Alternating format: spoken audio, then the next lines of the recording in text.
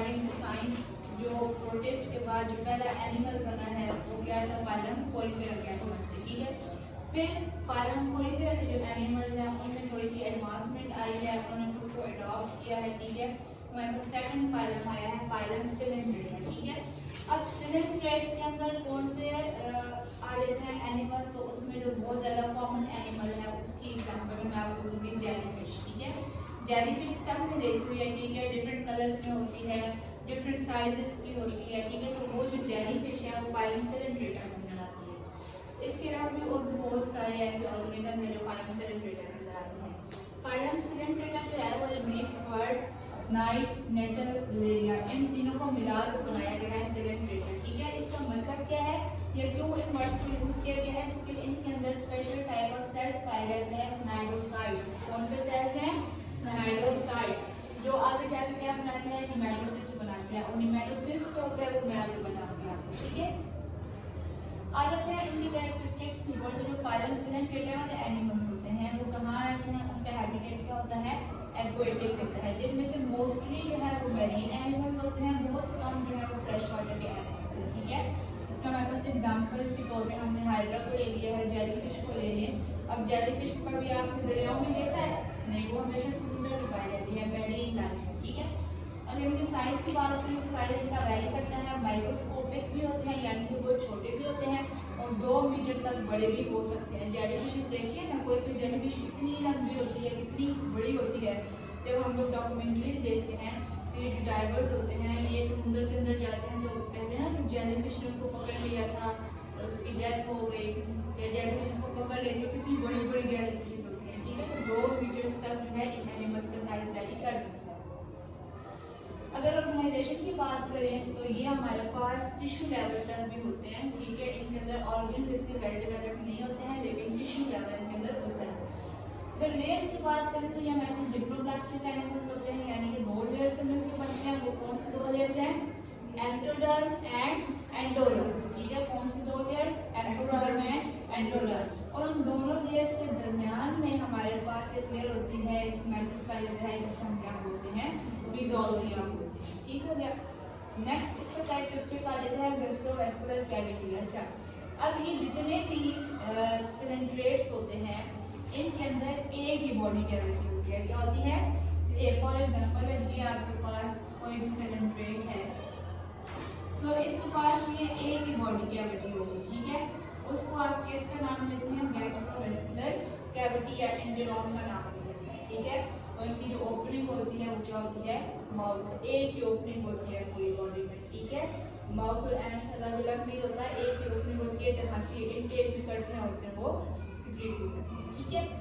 अच्छा, सिमेट्री की बात करें तो रेडियल सिमेट्री होती है। रेडियल सिमेट्री कौन सी होती है कि जब हम उसको सेंटर में से कट करें, चाहे वो कोई भी एंगल है लेकिन जब हम उसको सेंटर से कट करें तो वो 2 इक्वल पार्ट्स में क्या होगा, डिवाइड होगा।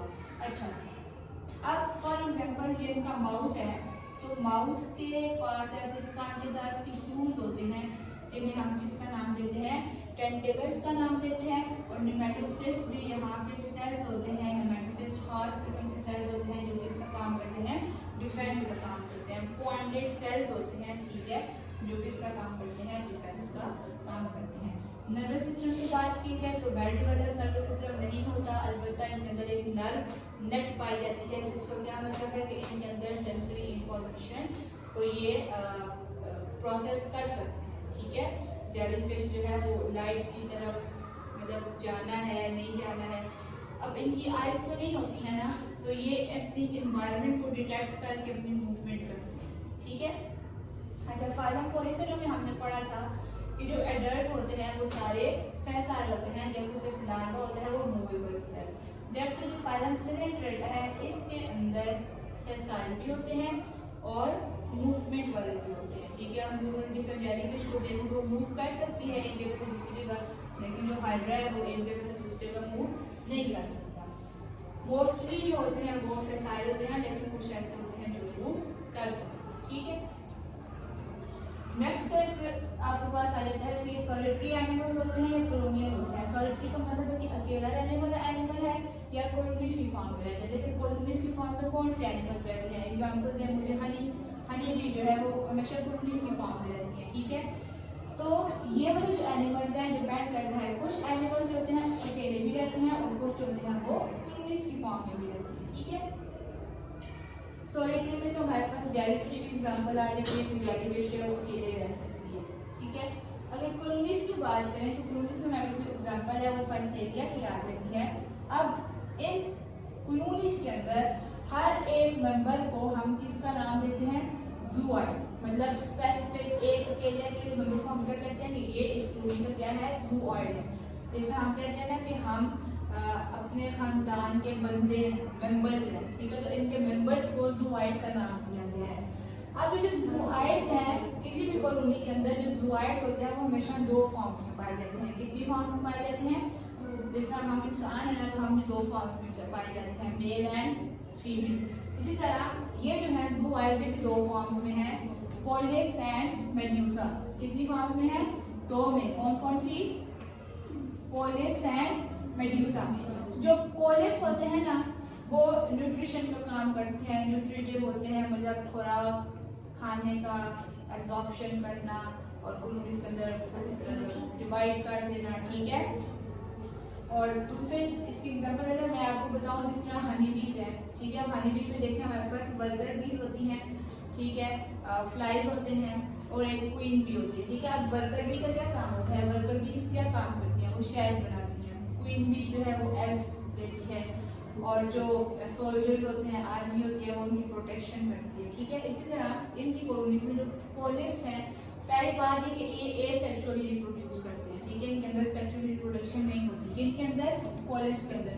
दूसरा ये न्यूट्रिटिव इनका फंक्शन होता है, ठीक है, उस खाने को लेना, एब्जॉर्ब करना, सब एनिमल्स के अंदर उसको डिस्ट्रीब्यूट करना। जो मेड्यूसा होते हैं वो सेक्सुअली रिप्रोड्यूस कर सकते हैं, ठीक है, क्या कर सकते हैं, सेक्सुअली रिप्रोड्यूस कर सकते हैं। सेक्सुअली रिप्रोड्यूस फॉर एग्जांपल हमारे पास एक कॉलोनी है जिसका नाम है ओबिलिया, ठीक है। तो ओबिलिया के अंदर हमारे पास पोलिप्स और मेड्यूसा दोनों पाए जाते हैं, दोनों फॉर्म। अब चूंकि ये दो फॉर्म्स में पाए जाते हैं तो इस फॉर्म क्या बोलते हैं, डायमॉर्फिक। क्या बोलते हैं, मतलब दो फॉर्म्स में पाए जाने वाले, ठीक है, या पॉलीमॉर्फिज्म भी आप इसको बोल सकते हैं। नेक्स्ट कैरेक्टर जो मोस्ट इंपॉर्टेंट कैरेक्टर है वो है अल्टरनेशन ऑफ जनरेशन के। इनके अंदर जो जनरेशन है उसकी अल्टरनेशन होती है। यही वाला टॉपिक हमने पहले भी पढ़ा है, अल्टरनेशन ऑफ जनरेशन, लेकिन किसमें, प्लांट्स में पढ़ा था कि एक जनरेशन गैमेटोफिटिक प्लांट्स की होती है और दूसरे उसमें स्पोरोफाइट्स की जनरेशन आ जाती है, ठीक है। अब यहाँ पे गैमेटोफिटिक स्पोरोफिटिक तो नहीं है, यहाँ पे एसेक्सुअल और सेक्सुअल है। क्या है, एसेक्सुअल और सेक्सुअल।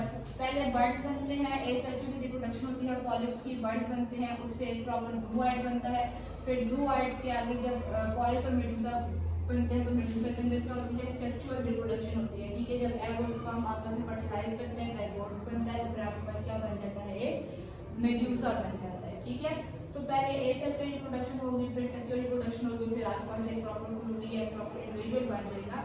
तो इसे हम क्या बोलते हैं, अल्टरनेशन ऑफ जनरेशन, ठीक है। नेक्स्ट फैक्टर वही आ गया पॉलीमॉर्फिज्म, यानी कि दो से ज्यादा फॉर्म में पाए जाते हैं। जरूरी नहीं है कि डायमॉर्फिक की और तीन फॉर्म के भी पाए जा सकते हैं। फॉर एग्जांपल हमारे पास एक कॉलोनी है ओबिलिया, ये वाले जो एनिमल्स है इस कॉलोनी के अंदर ये 3 फॉर्म्स में पाए जाते हैं, ठीक है। कौन कौन सी फॉर्म्स में, हाइड्रेंट, मोनोजोआइड एंड मेडुसा। हाइड्रेंट जो होते हैं ये फीडिंग का काम करते हैं, इनका काम क्या है, खाने को मैनेज करना है, कितना एब्जॉर्ब करना है, कितना आगे से अपनी कॉलोनी के बंदों को देना है, कैसे स्पीड होगा। गोनोजोआइड जो होते हैं वो एसेक्सुअली रिप्रोड्यूस करते हैं, जबकि जो मेडुसा होते हैं वो फ्री लिविंग होते हैं और वो सेक्सुअली रिप्रोड्यूस करते हैं। अच्छा, नेक्स्ट आपके पास आता है कोरल रीफ्स। कोरल रीफ्स को भी देखिए, जब हम ये डॉक्यूमेंट्रीज देखते हैं तो देखते हैं कि जो सतह समुंदर होती है बिल्कुल जमीन के साथ, वहाँ पे हमें कुछ प्लांट्स नुमा स्ट्रक्चर्स नजर आती हैं, प्लांट्स नुमा स्ट्रक्चर्स, कलरफुल स्ट्रक्चर्स होती हैं, जिन्हें हम क्या बोलते हैं, कोरल रीफ्स। आप लोगों ने ऐसे पढ़ा किया पीछे प्लांट्स वाले चैप्टर्स में। अच्छा, अब देखने में ये हम क्लास करते हैं, लेकिन असल में ये एनिमल्स हैं। फाइलम सिलेंट्रेटा से बिलोंग्स करने वाले क्या हैं, एनिमल्स हैं, कोरल रीफ्स। इनकी जो फॉर्मेशन है वो कैसे होती है, पानी के अंदर एक केमिकल पाया जाता है जिसे हम इसका नाम देते हैं लाइम का, पता है ना, लाइमस्टोन फैक्ट। ये लाइमस्टोन को एब्जॉर्ब करके क्या बनाते हैं, अपना एक्सोस्केलेटन बनाते हैं। क्या बनाते हैं, एक्सोस्केलेटन। और इनकी जो फॉर्मेशन होती है वो कौन से केमिकल से मिलकर बनती है, कैल्शियम कार्बोनेट से। किससे, कैल्शियम कार्बोनेट से। और ये हार्ड स्ट्रक्चर होते हैं कोरल। ठीक है, अब आ जाते हैं इम्पोर्टेंस के ऊपर कि जो फाइलम सेलेंट्रेटा है इसकी इकोनॉमिक इम्पोर्टेंस क्या है। तो देखिए अब जैसा हम दो इम्पोर्टेंस आपकी बुक्स में बताई गई हैं। पहली ये है कि ये पॉइजनस होते हैं तो हम इनसे पॉइजन देते हैं, जिसमें हमारे पास एग्जाम्पल है जेलीफिश। ठीक है, बहुत सारी ऐसी जेलीफिशेस हैं जो जिनके पास जो पॉइजन है वो बहुत ही ज़्यादा खतरनाक होता है। ठीक है, तो पॉइजन को लेने के लिए हम जेलीफिशेस का यूज़ करते हैं। इसके अलावा ये जो कोरल रीफ्स हैं, मैंने आपको बताया कैल्शियम कार्बोनेट से बने हुए, तो एक्सोस्केलेटन होता है वो लाइम से मिलकर बनता है। तो इनको यूज करके हम डिफरेंट ज्वेलरीज बनाते हैं। ठीक है, तो ये आपका फाइलम सेलेंट्रेटा कंप्लीट हो गया है। अगर इसमें से कुछ भी आपको समझ नहीं आए तो आप पूछ सकते हैं। मज़ीद ऐसी वीडियोज़ को देखने के लिए चैनल को सब्सक्राइब करें और वीडियो को लाइक, शेयर और कमेंट करें।